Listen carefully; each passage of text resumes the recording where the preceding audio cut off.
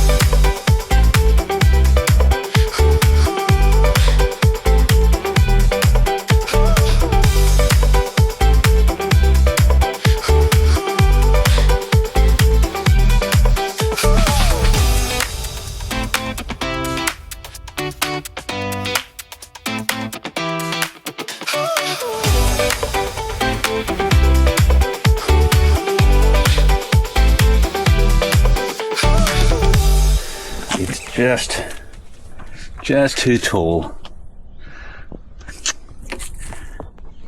Yeah, not by much. Okay, that was almost going to be really convenient. We're investigating the gap.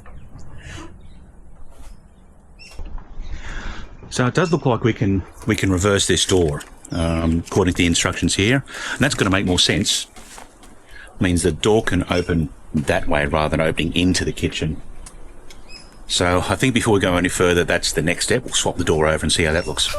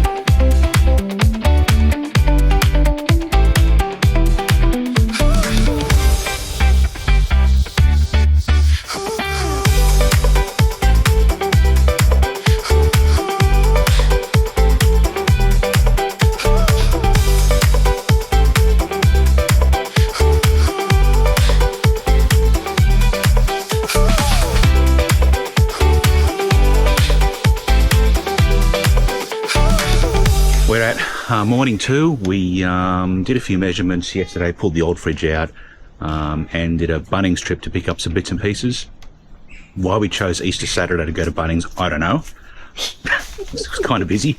Anyway, we've got some bits and pieces, so now's the time to start actually installing the new fridge. I just plonked it in there overnight, and plugged it in, turned it on just to make sure it all worked before we sort of, fix it in place properly.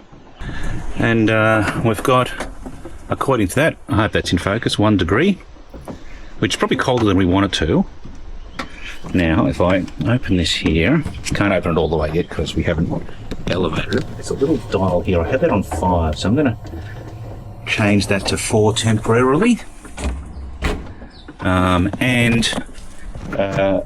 won't pull it up now, but we used about 88%. Sorry, the battery capacity was down to about 88% overnight. But that's running an empty fridge, getting it colder than we need to. So I expect it will be more efficient than that when the fridge is full. So plan of action here is we've got some of these bits of pine. What do they call them? Studs, aren't they?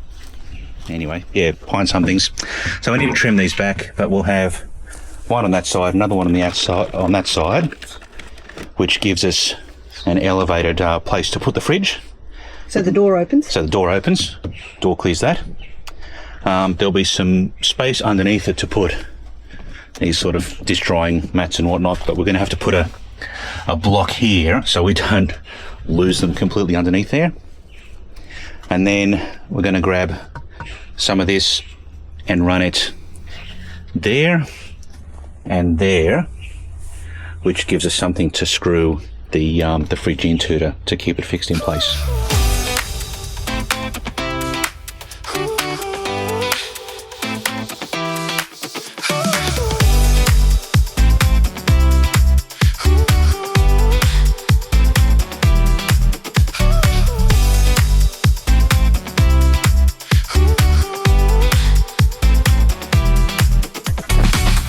We'll both glue and screw these two guys in place.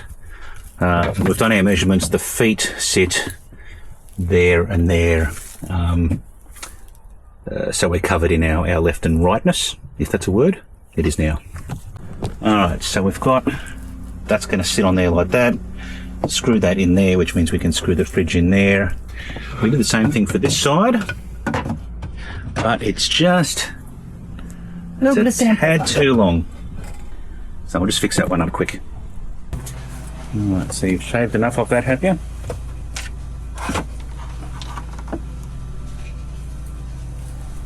Oh, that's nice and snug, isn't it? Perfect. Alright. I've got to recolour that. Gotta, yeah, fix up that little bit there. You got any more paint left? A little bit? Maybe enough to do that. A little bit? Not much.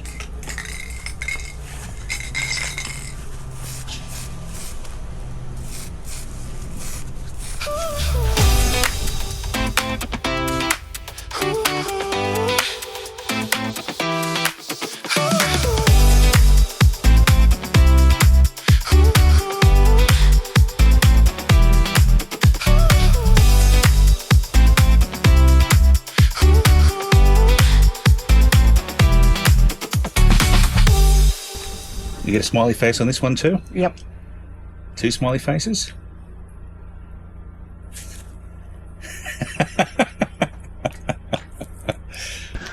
Alright, so probably time for a quick reality check. We've got these two bottom bits screwed in.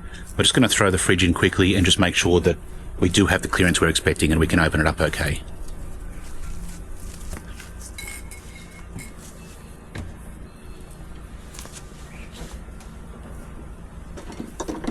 Alright.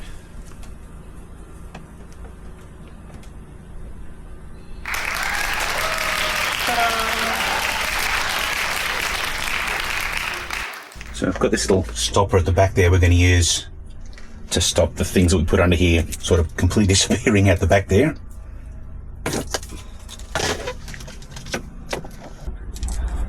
Let's figure out which way it needs to go. Yep.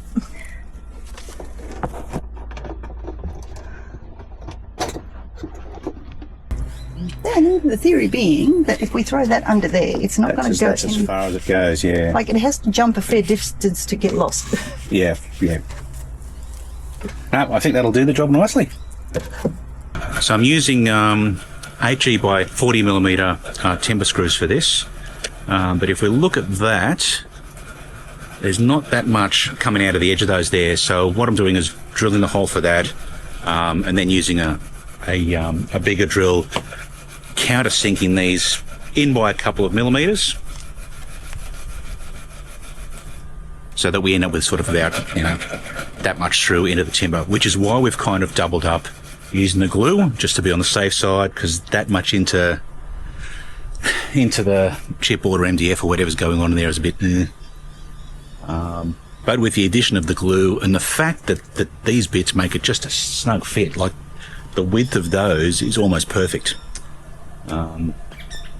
So between all of that, between them and the glue and just the tightness of the fit in there, pretty confident that it's not going to go anywhere.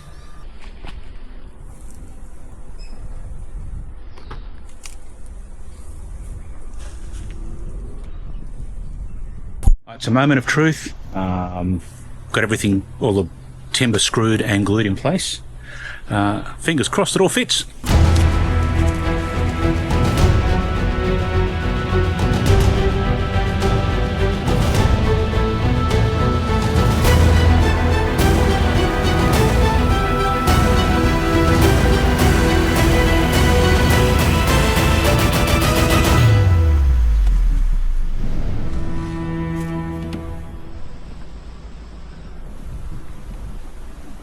and you can hear it.